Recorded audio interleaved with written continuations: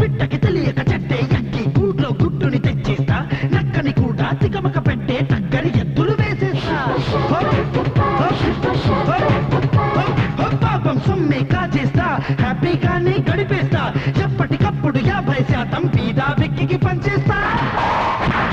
నన్ను పట్టుకోలేరే మొత్తం గ్లోబు మీదనే నాకు ఇన్స్పిరేషనే ఉడిపి కృష్ణ భగవానే దొంగ దొంగ వచ్చాడే అన్నీ దోచుకుపోతాడే